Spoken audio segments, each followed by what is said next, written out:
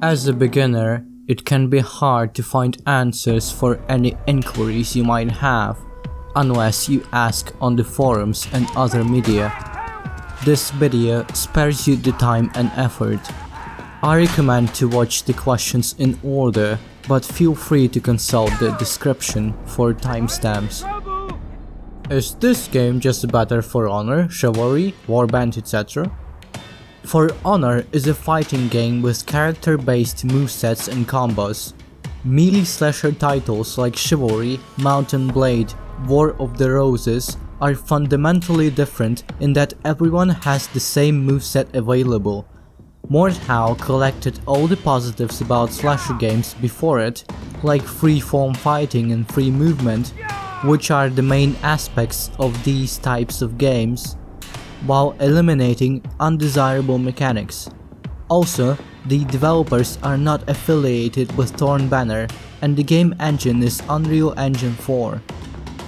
How do I attack, combo, feint, morph, chamber, use the ult mode, etc.? Please do complete the tutorial, it teaches you the basics. What game modes does Mordhau have?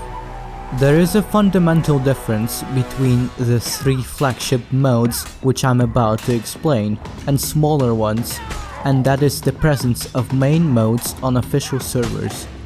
Mordhau ensures that player experience is balanced, so there is a soft matchmaking system in place that will actively pair mercenaries or similar skill. Frontline is a large, open game mode which is comparable to Battlefield's Conquest. However, the capture points and objectives are linear, so you will always know where to go. Simply pay attention to the HUD. It promotes many types of play, being in the front row with shields and plate armor, using a spear in the back lines, supporting with fortifications and medibags, etc. Battle Royale is very simple in concept. You spawn in alone and defenseless, you get gear from chests and try to fight your way until the very end. Mordhau's excellent and very in-depth combat is the main backbone of this game mode, as dueling is prevalent. Horde is an ever-evolving co-op adventure where you defeat waves of various enemies. It of course gets harder over time and is overall very challenging. With each kill you get a client-side gold amount, which you can spend on trinkets and baubles, upgrading your weapons and armor. Besides playing those 3, you may also use the server browser, which could have servers with Team Deathmatch, Deathmatch and Skirmish, which is a team versus team game mode with 1 life per round. How many maps are in the game? For now, 7, though multiple are in the works. Ones available at release are The Pit, Contraband, Tourney, Mountain Peak, Taiga, Camp and Grad.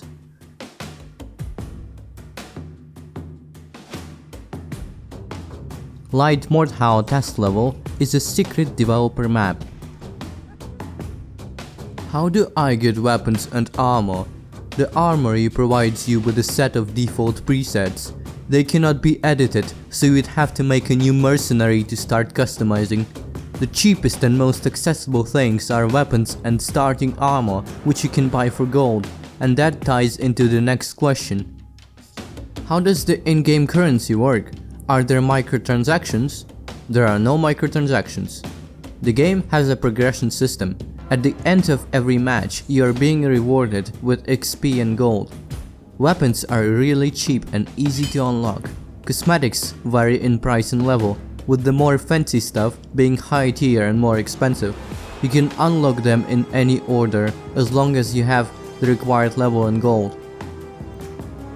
By completing the tutorial, you get 2500 gold, an amount more than adequate for your first purchases. What do I spend the starting tutorial gold on? I recommend buying the cheapest armor possible and the weapons you like for the quickest achievement of freedom.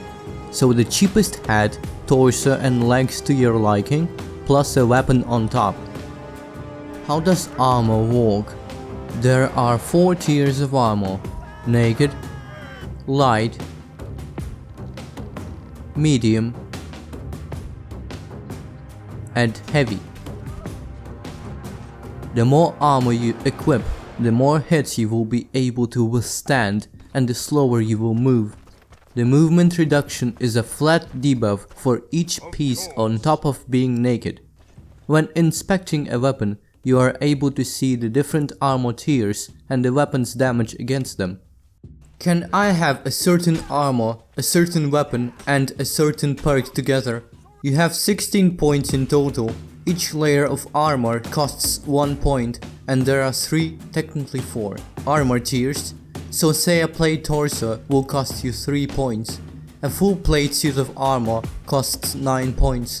An average weapon or tool costs 6 points, ranging from 1 to 12. Which armor is the best? Currently, I'd recommend either a 3-3-2 or 2-3-1 set.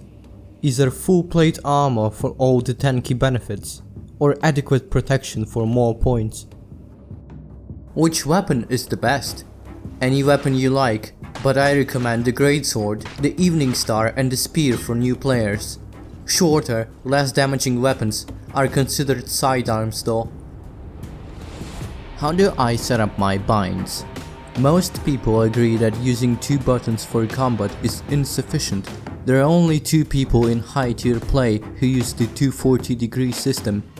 There are multiple ways to set up binds, but the 2 most common ones are to bind each individual type of attack on the mouse and a bit on the keyboard, or to set up an angle flip on space or alt. If you are starting anew, feel free to use the 240 system though. How do I run this game on a crappy PC? Here are some RuneScape graphic commands that may help you. Remember to turn off ragdolls in game settings. Does the game have third-person view? Yes it does. It gets changed in the next update. How do I block? Pay attention to the opponent's weapon, especially the part that will hit you first, often the tip. Make sure to always face their blow or it will hit your side. Keep in mind that a chamber lasts shorter than a parry. What is the best way to learn to play? Be more defensive. Do not turn your camera so much that you start losing sight of the enemy. Try to stay calm.